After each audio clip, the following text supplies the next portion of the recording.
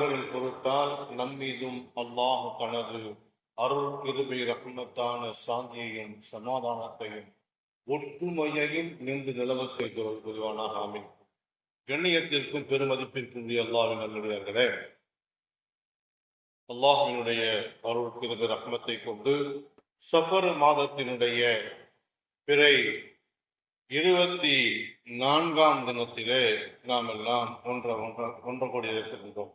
இந்த ஜும்ஆவுடைய நாளையில் நம்மை எல்லாம் ஒன்று கூட்டுகின்ற அல்லாஹ் சுப்ஹானஹு வ தஆலா இதுபோன்று இன்ஷா அல்லாஹ் நாளை மஹ்ஷர் மைதானத்திலே பெருமானார் ஸல்லல்லாஹு அலைஹி வஸல்லம் அன்னவர்களோடு அவர்களுடைய கரம் பிடித்தவர்களாக அல்லாஹ்வினுடைய அருள் நிழலுக்கு கீழ் ஒன்று கூட்டப்பட்டு நம்முடைய சந்ததிகளோடும் நம்முடைய முன்னோர்களோடும் பெருமானார் ஸல்லல்லாஹு அலைஹி வஸல்லம் அவர்களுடன் சேர்ந்து அவர்களோட சுவர்க்கத்தில் இருக்கக்கூடிய ஒரு பாக்கியத்தை நம் அனைவருக்கும் தந்தருள் புரிவானார். கண்ணியமிக்க அல்லாஹ்வின் நல்லடியார்களே, சஃபர் மாதம் முடிய போகுது. இன்ஷா அல்லாஹ் இன்னும் 5-6 தினங்களில் ரபீஉல் அவ்வல் மாதம் வர இருக்கின்றது. பெருமானார் ஸல்லல்லாஹு அலைஹி வஸல்லம் அவர்களுடைய பிறந்த மாதமான இந்த வசந்தமான மாதத்திலே இன்ஷா அல்லாஹ் நாம் எல்லாம் மௌலூது ஷரீஃப் ஓத இருக்கின்றோம். அதற்கு முன்னால் பெருமானார் ஸல்லல்லாஹு அலைஹி வஸல்லம் அவர்களுடைய பிறப்பு குறித்து, அவர்களுடைய வாழ்க்கை குறித்து, அவர்களுடைய வாழ்க்கையில் நடந்த பல நிகழ்வுகள் குறித்து இன்ஷா அல்லாஹ் இந்த மாதம் முழுவதும் நாம் பேச இருக்கின்றோம்.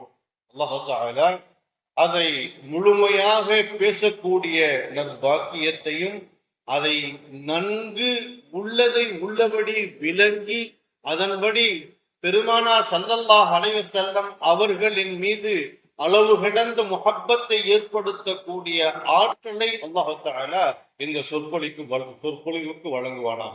கண்ணியமானவர்களே, நபி ஸல்லல்லாஹு அலைஹி வஸல்லம் அவர்களுடைய பிறப்பு, அவர்களுடைய வாழ்க்கை, அவர்களுடைய சம்பந்தமான செய்திகள், தகவல்கள் சொல்லும் பொழுது சிலருக்கு அலர்ஜியாக கூட இருக்கும். ஏனென்றால் பெருமானார் ஸல்லல்லாஹு அலைஹி வஸல்லம் அவர்கள் நம்மை போன்ற மனிதன்தான் என்று சொல்லக்கூடிய ஒரு குறுப்பும் நம்மகிட்ட இருக்கிறாங்க.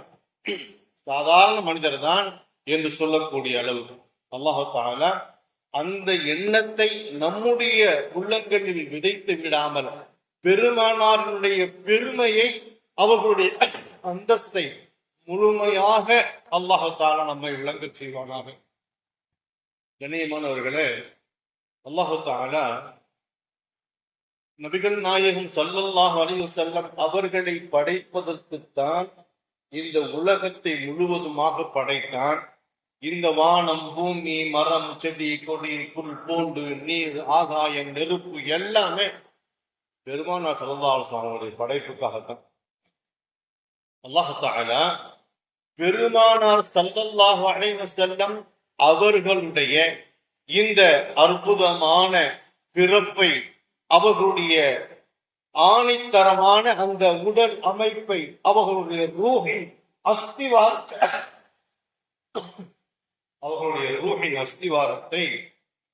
அல்லாஹ் தஆலா முதல்ல என்ன செய்யறான்? ஆதம் அலைஹிஸ்ஸலாம் அவர்களுடைய முதுகந்தண்டில் வைக்கிறான். அவர்களுடைய முதுகந்தண்டில் வைக்கிறது அப்படின்னா என்ன தெரியுமா?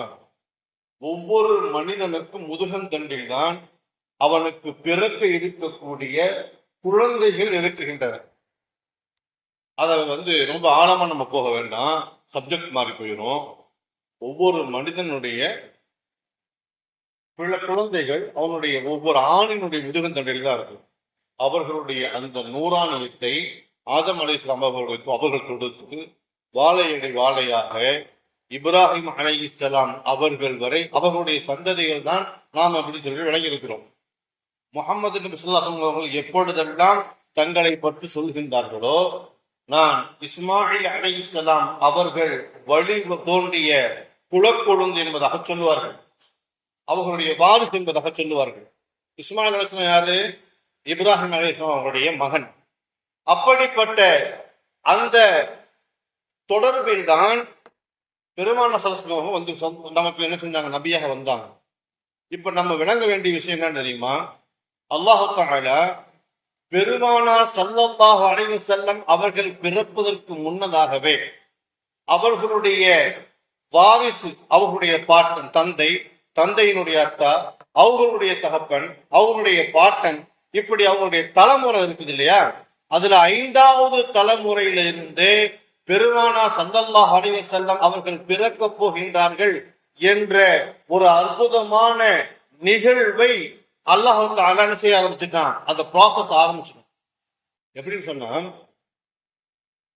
முதல்ல காபாவை பெருமக்களே சொல்லக்கூடிய விஷயம் கொஞ்சம் கவனத்தில் நீங்கள் எடுக்க வேண்டும்.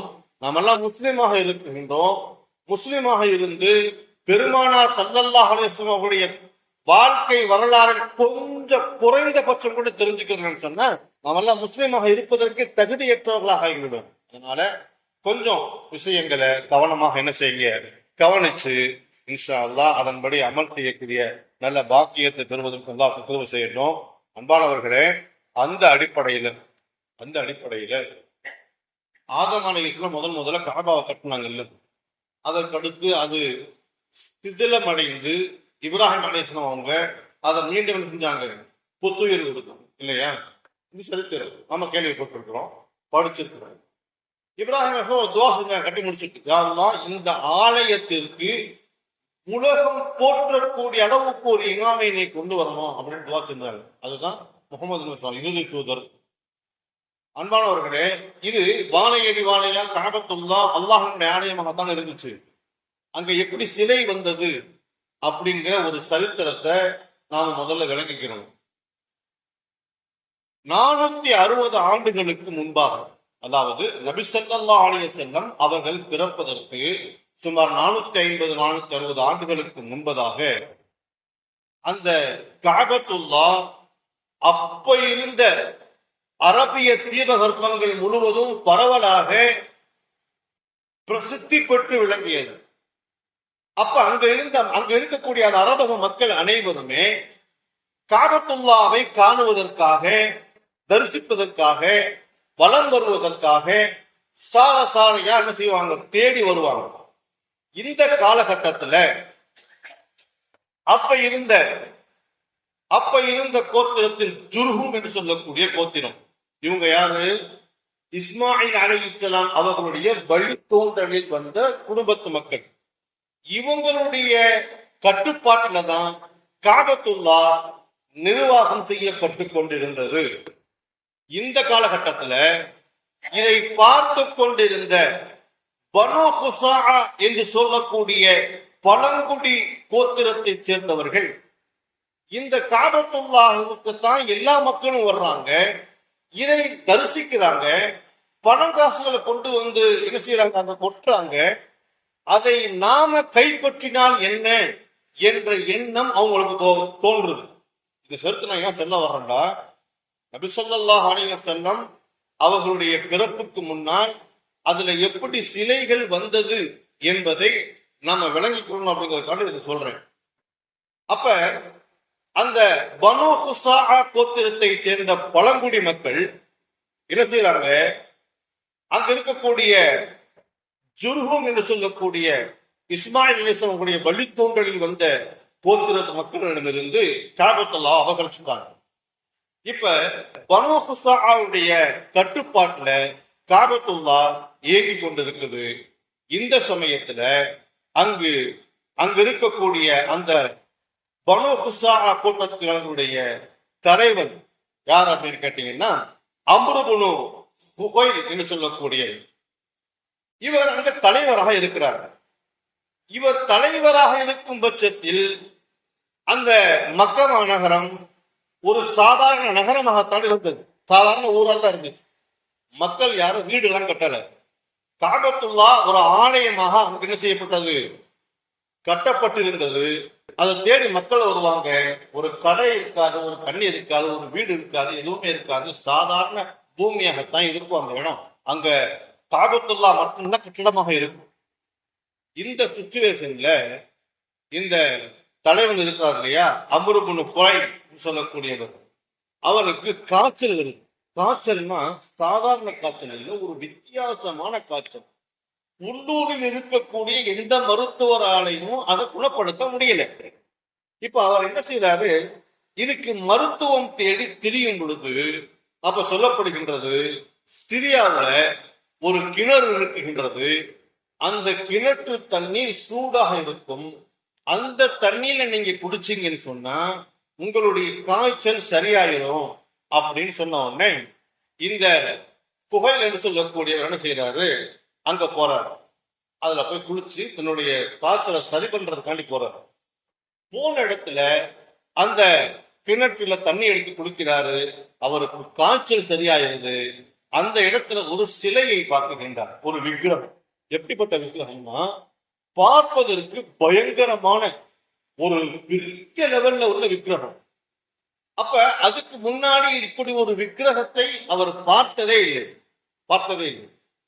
அதை பார்த்து பிரமிச்சு போய் நிக்கிறாரு. அப்ப அதை பத்தி அந்த ஊர் மக்கள்கிட்ட கேட்கிறாரு, இது என்ன, ஏன் இங்க வச்சிருக்கிறீங்க? இல்ல இது ஒரு சாதாரண உருவம், இத ஒரு அழகுக்காக, ஒரு சாதாரண விஷயத்துக்காக பார்க்கிறவங்க வர்றவங்க பார்க்கறதுக்கு, அந்த பார்த்துட்டு ஆச்சரியப்படுறதுக்காக நீங்க என்ன செஞ்சிருக்கிறோம், செய்து வச்சிருக்கிறோம் அப்படின்னு சொல்லிட்டு அப்ப அவங்களுக்குள்ள பேசிக்கிறாங்க. மக்காவினுடைய தலைவர் குலைஹின்னு சொல்லக்கூடியவர் என்ன செய்யறாரு, இது ஆச்சரியமா பார்க்கிறாரு, அதை அப்ப கொடுத்துருவோமா அப்படின்னு அவங்க நிர்வாகம் பேசுறாங்க.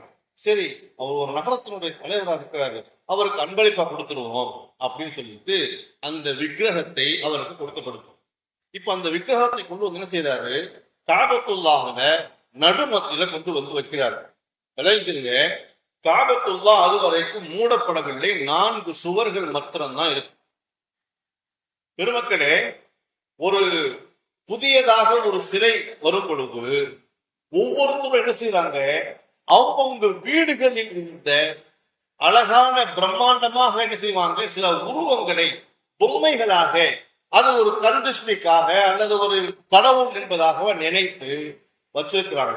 இந்த கோத்திரம் யாரு, பழங்குடி மக்கள். இஸ்மாயில் அலைஹிஸ்ஸலாம் அவர்களுடைய கோத்திர வம்சத்தில் வந்த அந்த ஜுரைம் என்று சொல்லக்கூடிய, ஜுர்ஹும் என்று சொல்லக்கூடிய கோத்திரத்தை சேர்ந்தவர்கள் அல்ல. இப்ப அவங்கவுங்க குடும்பத்துல உள்ள ஒவ்வொருத்தரும் ஒவ்வொரு சின்ன சின்ன சிலையை கொண்டுட்டு வந்து இந்த பெரிய சிலையை சுத்தி வச்சுட்டாங்க. ஆக 360 சிலைகள் அங்கு என்ன செய்யப்படுகின்றது, கொண்டு வந்து வைக்கப்படுகின்றது. இன்னைக்கு இந்த இந்தியாவுல இது சம்பந்தமாக ஒரு பேச்சு உண்டு. என்ன தெரியுமா, காபத்துல்லா ஏற்கனவே இது போன்ற சிலைகளால் வைத்து நிரப்பப்பட்டிருந்தது. முகமது நபி அதை இல்லாமல் ஆக்கி விட்டார். அதனால நம்ம அதை என்ன செய்யணும், கைப்பற்றணும் அப்படிங்கிற மாதிரி. அது நடக்காத காரியம் வேற விஷயம். அன்பானவர்களே, இங்கு நான் சொல்ல வருவது என்ன தெரியுமா, இது போன்ற சிலைகள் நிரப்பப்பட்டது இல்லையா, இந்த சமயத்துலதான் பெருமானா ஸல்லல்லாஹு அலைஹி வஸல்லம் 5வது தலைமுறைன்னு சொல்லக்கூடிய ஹுஷை. இதை சொல்றதுக்கு முன்னாடி இன்னொரு விஷயம் அவங்களுக்கு சொல்லணும். பொதுவா நாம இருக்கிறோம், நம்முடைய அத்தா பேர் என்ன, அத்தா பேர் தெரியும். அத்தாவுடைய அத்தா பேரு ஓரளவுக்கு ஒரு 50% என்ன செய்யும், எல்லா மக்களுக்கும் தெரியும். இப்போ உள்ள காலகட்டத்துல உள்ள பிள்ளைகிட்ட போய் ராதா பேரு கேட்டு பாருங்க, மாமத்தா பேருன்னு கேளுங்க, தெரியல. ஏன்னா ஒண்ணு இவன் பிறக்கிறதுக்கு முன்னாடியே ஒரு மூத்தா போயிருக்கணும். அப்படி இல்லைன்னா இவங்க அத்தாவை கல்யாணம் பண்ணதுக்கு அப்புறம் இவங்க அம்மா அவங்க குடும்பத்துல இருந்து என்ன செஞ்சிருக்கணும், அவங்க அத்தாவை பிரிச்சு கூட்டு வந்திருக்கணும். உண்மைதான். அப்படி ஆனதுனால பிள்ளைகளுக்கு சொந்த ராதா பேர் என்னன்னு தெரியல, சொந்த மாமத்தா பேர் என்னன்னு தெரியல. ஆனா ஒரு முஸ்லிமாக இருக்கக்கூடிய நம்ம தாய் தகப்பேன் அத்தா, அத்தாவுடைய அத்தா பேர் தெரியுதோ இல்லையோ, குறைஞ்சபட்சம் நபி ஸல்லல்லாஹு அலைஹி வஸல்லம் அவர்களுடைய தகப்பனார் ஆக குறைஞ்சது 5 தலைமுறையாவது தெரிஞ்சு வச்சிருக்கணும். நபி ஸல்லல்லாஹு அலைஹி வஸல்லம் அவருடைய தகப்பனார் பெயர் அப்துல்லா, அவங்களுடைய தகப்பனார் பெயர் அப்துல் முத்தலிப், அவங்களுடைய தகப்பனார் பெயர் ஹாஷிம், அவங்களுடைய தகப்பனார் பெயர் அப்துல் மனாம், அவங்களுடைய தகப்பனார் பெயர் தான் இந்த ஹுஷை என்று சொல்லக்கூடியவர். இவர் பிறக்கிறார். பிறந்து எந்த வம்சத்துல பிறக்கிறாரு? பனு அந்த ஜுர்ஹும் சொல்லக்கூடிய இஸ்மாயில் அலைஹிஸ்ஸலாம் அவருடைய வம்ச வழியாக வந்தாங்கல்ல, அந்த கோத்திரத்தில் பிறக்கிறாரு. அது குறைஷி கோத்திரம். அரபு பெருமக்களே, இவர் பிறந்து வளர்ந்து ஆளானதற்கு பிறகு காபத்துல்லா நம்முடைய பாரம்பரிய பரம்பரை சொத்து. இந்த சொத்தை மீண்டும் நாம் என்ன செய்யணும்?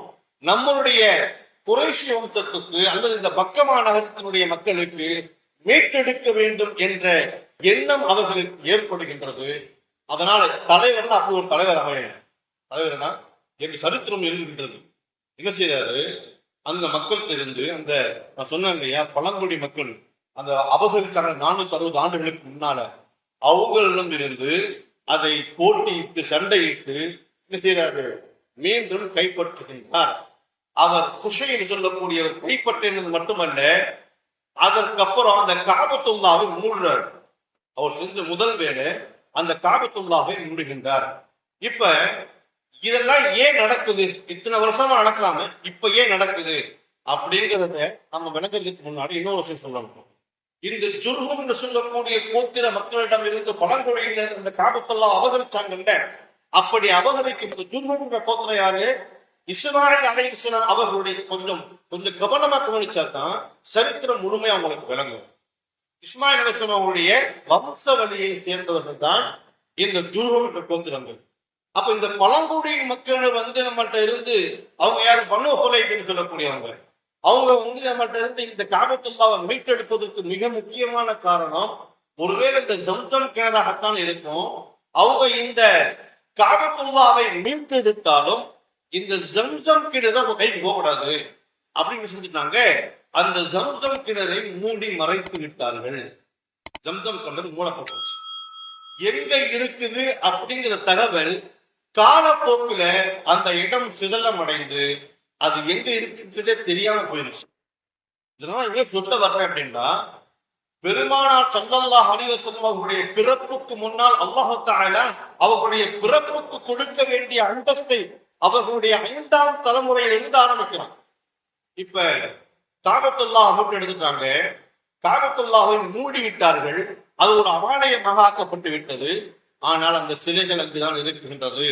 இந்த பனு ஹுலைப் சொல்லக்கூடியவர்கள் அந்த சிலைகளை வணங்கியதனுடைய விளைவாக ஜுர்ஹும் கோத்திரத்தை சேர்ந்த ஈசா அலைஹிஸ்ஸலாம் அவர்களுடைய வம்சாவளிகளான அவர்களுக்கும் இந்த சிலை வணக்கம் ஏற்பட்டு விட்டது. பெருமக்களே, நல்லா கவனிச்சுக்கிட்டே வாங்க. இந்த சமயத்துல ஹுஷைன் சொல்லக்கூடியவர் செய்த இன்னொரு விஷயம் தெரியுமா? காபத்துல்லா என்ற ஆலயத்தை சுத்தி மக்களுடைய தங்கும் இடங்களை, வீடுகளை அமைக்க ஆரம்பித்தார். வீடுகள் வர ஆரம்பிச்சு அது ஒரு ஊராக, ஒரு நகரமாக உருவாக்கினார். ஒண்ணுமே இல்லாம இருந்த இடத்தை நகரமாக உருவாக்கிய அவர் காலப்போக்கில் அவருடைய காலம் மறைகிறது. அதுக்கடுத்து அப்துல் மனாப் வர்றார். அதுக்கடுத்து ஹாஷிம் வர்றார். இப்ப அப்துல் முத்தலிபுடைய காலத்துல ஊரு இருக்க பெருசா இருந்துச்சு. காபத்துல்லா முஸ்லிம்களுடைய கையில வந்துருச்சு. இப்ப ஊர் பெருசானால் போதுமா? அந்த ஊர் மக்களுக்கு குடிப்பதற்கு நீர் இல்லை, போதுமான தண்ணி இல்லை. ஆனால் வாழையடி வாழையாக இந்த இடத்தில் ஒரு பிரம்மாண்டமான ஒரு கிணறு இருந்ததை அவர்கள் கேள்விப்பட்டுக்கிட்டே வர்றாங்க. அப்ப கேள்விப்பட்டுக்கிட்டே வரும் பொழுது அந்த கிணறு இருக்கக்கூடிய இடம் அங்க இருக்கக்கூடிய அந்த தலைமுறைக்கு யாருக்குமே தெரியல. இப்ப அப்துல் முத்தலிப் என்ன செய்யறாரு? ஒரு நேர்ச்சி செய்யறாரு. அல்லாஹ்விடத்துல நேர்ச்சி செய்யறாரு. இன்னொன்று நம்ம விளக்கணும். ஸல்லல்லாஹு அலைஹி வஸல்லம் அவங்களுக்கு வர்றதுக்கு முன்னாடி 360 சிலைகளை அவர்கள் வணங்கினாலும் அவர்கள் அனைவரும் சொல்லக்கூடிய ஒரு விஷயம் என்னன்னு சொன்னா, எல்லா கடவுளுக்கும் பெரிய கடவுள் அது அல்லாஹ் தான் அப்படிங்கிறத விளங்கி வச்சிருந்தாங்க. அவங்களுக்கு எது தேவை என்றாலும் அதை அல்லாஹ்விடத்தில் தான் முறையிடுவார்கள்.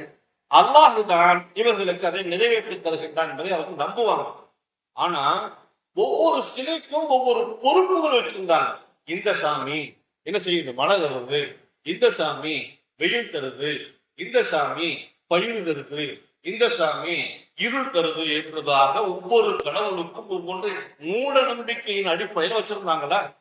இப்ப அப்துல் முத்தலிப் என்ன செய்யறாரு, இந்த கிணறை கண்டுபிடிச்சு இந்த மக்களுக்கு அதை கொண்டுட்டு வரணும் அப்படின்னு நினைக்கிறாரு.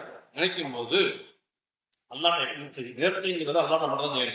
அதை நம்ம முதல்ல விளங்கிக்கிறங்க. எதுக்கு நேரம் செஞ்சாலும் தெரியும். அல்லாஹிடத்துல அல்லாஹ் எனக்கு இது நிறைவேறிவிட்டா நான் என்ன செய்யறேன், இதை செய்யறேன், ஒரு நோன்பு வைக்கிறேன், அல்லது 10 ஏழைகளுக்கு உணவு கொடுக்குறேன், அல்லது ஒரு ஆட்டை அறுத்து என்ன செய்யறேன், நான் அதை ஆட்டை அறுத்து ஏழை மக்களுக்கு கொடுக்குறேன் அப்படின்னு நேர்ச்சி செய்யணும். அது யார் பேர்ல? அல்லாஹின் பேர்ல தான். மற்ற எந்த பேரையும் நேர்ச்சி செய்வதற்கு மாற்றத்துக்கு அனுமதி இல்லை. இது மனசுல வச்சுக்கிறோங்க. இப்ப இவர் என்ன நேர்ச்சி செய்தாரு சொன்னா, யா அல்லாஹ் எனக்கு ஜம்சம் கிணறு எங்க இருக்குது அப்படிங்கறத நீ காட்டி கொடுத்தேன்னு சொன்னா, என்னுடைய 10 பிள்ளைகள்ல, அவருக்கு 10 மகன்கள், 10 பிள்ளைகள்ல ஒரு பிள்ளையை உனக்காக அறுத்து பலியிடுறேன் அப்படின்னு செய்யறாரு. இது தவறுதான். அப்ப இருந்த மார்க்கம் இல்லை. அல்லாஹ்வுடைய குர்ஆன் ஷரீஃபினுடைய இந்த சட்ட விதிவிலக்கும் இல்லை. அப்படி இல்லாம இருந்த காலத்துல அப்துல் மனாஃப் இப்படி ஒரு செய்தார், அப்துல் முத்தலிப் இப்படி ஒரு நேர்ச்சி செய்தார்கள். அன்று இரவு அவருக்கு கனவில் காட்டப்படுகின்றது. என்ன கனவு காட்டப்படுகின்றது? ஜம்சம் கிணறு, சில பறவைகள் வருகின்றது. ஒரு 2 பறவைகள் மற்றும் ஜம்சம் கிணறு இருக்கும் இடத்தில் ஒரு அடையாளம் இருக்குது. அந்த அடையாளத்துக்கு மேல நின்று சண்டை போடுவதை போன்று தண்ணிக்கு அவர்கள் தேடுவதை போன்ற ஒரு கனவு காண்கிறார். இந்த கனவை கண்ட அவர் மறுநாள் என்ன செய்யறாரு, அந்த இடத்துல போறாரு. அதே அடையாளம் அங்க இருக்குது, அங்க தோன்ற சொல்றாரு, கிணறு அங்க இருக்கின்றது, ஜம்சம் தண்ணி வெளிப்பட்டு விட்டது. 450 ஆண்டுகளுக்கு முன்னால் மறைக்கப்பட்ட ஜம்சம் கிணறு மீண்டும் அல்லாஹ் தஆலா கொண்டு வருகின்றான். பெருமானார் ஸல்லல்லாஹு அலைஹி வஸல்லம் அவர்கள் பிறப்பதற்கு முன்னால் கஅபத்துல்லாஹ்வை சுற்றி நகரத்தை உருவாக்குகின்றான். ஜம்சம் கிணறை மீண்டும் கொண்டு வருகின்றான். இந்த அடிப்படையில கிணறு கிடைச்சதுக்கு அப்புறம் நேர்ச்சியை நிறைவேற்றணுமா இல்லையா? நேர்ச்சியை நிறைவேற்றுவதற்காக வேண்டி கஅபத்துல்லாஹ்வுல அவருடைய எல்லா மக்களும் ஒண்ணு கூடிட்டாங்க. அவருடைய 10 பிள்ளைகளுடைய பெயர் சீட்ல எழுதி போடப்படுகின்றது. சீட்டை எடுத்தா அதுல அப்துல்லான்னு பேரு வருது. அப்துல்லா யாரு? முஹம்மது நபி ஸல்லல்லாஹு அலைஹி வஸல்லம் தகப்பனார் இல்லையா? அவங்க மூலமாக தானே முகமது பிறக்கணும். அப்போ அவங்களுக்கு குர்பானி கொடுத்துட்டா எப்படி பிறப்பாக? இந்த சூழ்நிலையில 10 பிள்ளைகளிலும் அப்துல் முத்தலிபுக்கு ரொம்ப பிடிச்ச பிள்ளை யாருன்னு கேட்டீங்கன்னா இந்த அப்துல்லா தான். அப்துல் முத்தலிபுக்கு மாத்திரம் இல்ல, மக்காவில் இருக்கக்கூடிய எல்லாருக்குமே அப்துல்லா பிடிக்கும். ஏன்னா அவர் ஒரு வசீகரமான தோற்றம் உண்டவர். அது ஏன் அப்படிங்கிறத அவங்க சொல்றேன். வசீகரமான தோற்றம் அல்ல, அற்புதமான குணத்திற்கு சொந்தக்காரர். அவருடைய எளிமை, அவருடைய நேர்மை, அவருடைய நடைமுறை பாவனைகள் மக்கள் மனதில் ஈர்க்கப்பட்டவர். அவருடைய பேர் வந்ததும் மக்கள் யாரும் ஒத்துக்கிறல்ல, அதெல்லாம் முடியாது. அப்துல் முத்தலிபை என்ன செய்யக்கூடாது, அப்துல்லாவை குர்பானி கொடுக்கக்கூடாது. மீண்டும் கொடுக்குங்க, மீண்டும் கொடுக்கப்படுகின்றது, அப்துல்லா பேர் தான் வருது. மீண்டும் கொடுக்கப்படுகின்றது, மீண்டும் அப்துல்லா பேர் தான் வருது. இதுக்கு என்ன செய்யறதுன்னு தெரியல. மக்கள் ஒத்துக்கிற மாதிரி இல்லை. முறைப்படி சீட்ல என்ன பேர் வருதுதான் கொடுப்பாங்க இல்லையா? ஆனால் மக்கள் ஒத்துக்கிறதுனால இந்த பிரச்சனை எங்க போகுதுன்னு சொன்னா, வரக்கத்துக்கு நோக்கர் அவர் யாருன்னு சொன்னா வேதங்களை கற்றறிந்த ஒரு அறிஞர். அவர்கிட்ட போகுது. அவரு இந்த செய்தியை கேட்டுவிட்டு அவர் சொல்றாரு, சரி வரக்கத்திற்கும், அதாவது அப்துல்லா ஒரு சீட்ல எழுதுங்க, இன்னொரு சீட்ல 5 ஒட்டகம் எழுதுங்க. அப்ப 5 ஒட்டகம் வந்துச்சுன்னா 5 ஒட்டகத்தை நீங்க செஞ்சிருங்க, கொடுத்துருங்க, அப்துல்லாவை காப்பாற்றிக்கணும். அதே மாதிரி செய்யப்படுகின்றது. 5 ஒட்டகம் அப்படின்னு அது வரல, அப்துல்லா பேர் தான் வந்துச்சு. 10 ஒட்டகம் எழுதி போடு, 10 ஒட்டகம் எழுதி போட்டாச்சு. அப்பவும் அப்துல்லா பேர் தான் வருது. 20 ஒட்டகம், 30, 40, 50 அப்துல்லா பேர் தான் வருது. யாருக்கும் மனசு வரல. கடைசியா வரக்கத்துக்கு நோக்கம் சொன்னாரு. சரி, கடைசியா ஒரு விஷயம், ரொம்ப இல்ல, 100 ஒட்டகம் எடுக்கு. அப்துல் முத்தலிப் அந்த அளவுக்கு பெரிய வசதியானவர். அப்துல் எந்த அளவுக்கு ஒட்டகம், அவருக்கு பெரிய ஒட்டக பண்ணையே இருந்துச்சு. 100 ஒட்டகம் எழுது. அந்த 100 ஒட்டகத்துல அப்துல்லா பேரு வந்துச்சுன்னு சொன்னா, அப்துல்லா பேர் எடுத்து அப்துல்லா குர்பானி எடுத்துது. 100 ஒட்டகம் சொன்னா கொஞ்சம் கூட தயங்காமல் செஞ்சது 100 ஒட்டகத்தை குர்பானை கொடுத்துடும் அப்படின்னு சொல்லிட்டு பேசி முடிவு பண்ணி செய்யப்படுகின்றது. அதே மாதிரி ஒரு சீட்ல 100 ஒட்டகம், இன்னொரு சீட்ல அப்துல்லா குலுக்கி போட்டா 100 ஒட்டகம் வந்துச்சு. 100 ஒட்டகம் என்ன செய்யப்படுகின்றது, அதுக்கு வந்து கொடுத்து அப்துல்லாவை காப்பாற்றுறாங்க. பெருமக்களே, ஏன் சொல்ல வர முடியுமா? அல்லாஹ் தஆலா பெருமானார் ஸல்லல்லாஹு அலைஹி வஸல்லம் அவர்களை அப்துல்லா அவர்களின் மூலமாக பிறக்க வைக்க இருக்குகின்றான். அப்ப அவங்களுடைய அந்தஸ்தை மக்களுடைய மனதில் எந்த அளவுக்கு ஆழமாக பதித்திருந்தார் கொடுத்தாவது அப்துல்லாவை அவர்கள் செய்திருப்பார்கள், காப்பாற்றியிருப்பார்கள். இன்னும் 1000 ஒட்டகம் வரும் வரை அவர்கள் செய்திருப்பாங்க, ஒட்டகங்கள் எழுதிக்கிட்டே இருந்திருப்பாங்க. பெருமக்களே, இப்ப அப்துல்லா பார்க்கிறதுக்கு எப்படி இருப்பார் தெரியுமா? அவ்வளவு அழகா இருப்பார். ஊர்ல பார்க்கக்கூடிய பெண்கள் எல்லாம் எவ்வளவு பெரிய பேரழகு அப்துல்லா, இவரை திருமணம் முடிக்கக்கூடிய பெண் ரொம்ப கொடுத்து வச்சிருக்கணும் அப்படின்னு சொல்லி ஊர்ல இருக்கக்கூடிய பெண்கள் எல்லாம் பேசக்கூடிய அளவிற்கு பொறாமைப்படும் அளவில் அவர்களுடைய அழகு மிக உயர்ந்ததாக இருந்தது மக்களே. அதுக்கப்புறம் ஆமீனா அம்மா கல்யாணம் முடிச்சாங்க. கல்யாணம் முடிச்சதுக்கு அப்புறம் ஆமீனா அம்மா மாசமானாங்க. அவங்க வயிற்றுல மாசமா இருக்கும் பொழுது அப்துல்லா வஃபாத் ஆகிறாங்க. ஏன் வஃபாத் ஆகிறாங்க? இது ஒரு பெரிய சரிப்பு. இது சம்பந்தமாக இன்ஷால்லா அடுத்த ஒரு பயான்கள் வர போகும்போது நம்ம அதனை செய்யறோம், உங்களுக்கு தெளிவாக சொல்லுவோம். இப்ப ஆமீனா அம்மா வயிற்றுல இருக்கிறாங்க. வயிற்றுல வந்து முகமது சல்லல்லாஹு இருக்கிறாங்க. இப்ப அதற்கு முன்னதாக ஆமீனா அம்மா இவ்வளவு அழகு கிடையாது, இவ்வளவு அழகு கிடையாது. எப்ப நபி ஸல்லல்லாஹு அலைஹி வஸல்லம் அவர்கள் ஆமீனா அம்மாவுடைய அவர்களுடைய கர்ப்பத்தில் வந்து விட்டார்களோ, அல்லாஹ் தஆலா அந்த ஒளிவை, அந்த நூறானியத்தை, அந்த ஜோதியை, அந்த அழகை ஆமீனா அம்மாவுக்கு வந்து கொடுத்துட்டான். இப்ப பார்க்கக்கூடிய பெண்களே பொறாமைப்படக்கூடிய அளவிற்கு அல்லாஹ் தஆலா அவர்களுடைய அழகை ஏற்றினான். அதுக்கப்புறம் அவர்கள் பிறப்பு ரொம்ப அற்புதமான ஒரு நிகழ்வு, அற்புதமான ஒரு நிகழ்வு. இவங்க பிறக்கிறதுக்கு முன்னால நிகழ்ந்த ஏராளமான அதிசயங்கள், ஆச்சரியங்கள்லாம் இருக்குது, நிறைய சொல்லலாம். அன்பானவர்களே, பெருமானார் ஸல்லல்லாஹு அலைஹி வஸல்லம் அவர்கள் தான் முதலில் வயிற்றை அறுக்கப்பட்டு அதிலிருந்து அவங்களுடைய மர்மஸ்தானத்தில் வந்து பிறக்கல. பெருமானார் ஸல்லல்லாஹு அலைஹி வஸல்லம் அவர்கள் ஆமீனா அம்மாவுடைய மர்மஸ்தானத்தில் இருந்து அதன் வழியாக மூத்திர துவாரத்தின் வழியாக அல்லது மாதத்திற்கு வழியாக வரக்கூடிய வழியாக அவங்க பிறக்கல. அவர்களை அல்லாஹ் தஆலா பரிசுத்தமான முறையில முதல்ல என்ன செய்யறான், அதை வெளியாக. அவங்க வெளியாகும் பொழுது சஜ்தா செய்த நிலையில் இருந்தார்கள். அவங்க வெளியில் இருக்கும் பொழுது எந்த குழந்தையும் நல்லாதான் இருக்கும். ஆனா இவங்க மொத்தம் சஜ்தா செய்த நிலையில் என்ன செய்யறாங்க, வெளியில் தூக்கப்படுகின்றார்கள். தூக்கப்படும் பொழுது வெளியில் வந்த அவர்கள் முதல்ல வானத்தை பார்த்து 3 விரலை நீக்குவார்கள். சரித்திரத்திலே பொன்னெழுத்துக்களால் பொறிக்கப்பட்டிருக்கக்கூடிய அற்புதமான வரிகளை உங்களுக்கு நான் சொல்லிக் கொண்டிருக்கின்றேன். பெருமக்களே, அது போன்று அவர்கள் ஒற்றை விரலை காட்டியதனுடைய ரகசியம் என்ன? அல்லாஹ் ஒருவன் தான், அல்லாஹ்வுடைய இறுதி தூதர் தான் என்பதை அவர்கள் அந்த ஒற்றை விரலை காட்டி மக்களுக்கு எடுத்து சொல்லக்கூடிய விதமாக பிறக்குகின்றார்கள். இன்னொரு விஷயம், அவர்கள் பிறக்கும் பொழுது தலையில் எண்ணெய் தேய்த்தவர்களாக, எண்ணெய் சொந்த தேய்ச்சா போட்டிருக்கோம், அந்த மாதிரி எண்ணெய் தேய்த்தவர்களாக பிறக்குகின்றார்கள். சுருமாயிட்ட நிலையில் பிறக்குகின்றார்கள். சுருமாயிட்ட நிலையில் பெருமாள் பிறக்கிறாங்க. மாத்திரமல்ல, அவர்கள் கத்னா செய்யப்பட்டவர்களாக பிறக்குகின்றார்கள். இந்த மாதிரி அவங்க பிறக்கும் போது ஏற்பட்ட நிகழ்ச்சி ஏராளம். அல்லாஹ் தஆலா ஒவ்வொரு நபிமார்களுக்கும் ஒவ்வொரு அதிசயங்களை கொடுத்தார்.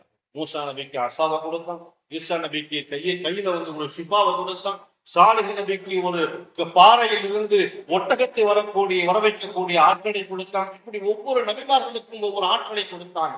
பெருமானார் ஸல்லல்லாஹு அலைஹி வஸல்லம் அவர்களுக்கு கொடுத்த எல்லாமே அதிசயம், எல்லாமே ஆச்சரியம், எல்லாமே அற்புதம். அவர்களை பற்றி நாம் சொல்ல சொல்ல உள்ளமெல்லாம் பூரிக்குகின்றது, வாங்கெல்லாம் இனிக்குகின்றது, சிந்தையெல்லாம் சிந்திக்குகின்றது. பெருமக்களே, அவ்வளவு அற்புதமான ஆனந்தமான பயானாக எனக்கு இது தோன்றுகின்றது. அல்லாஹ் எல்லாருக்கும் அது போன்று தோன்ற செய்வானாக.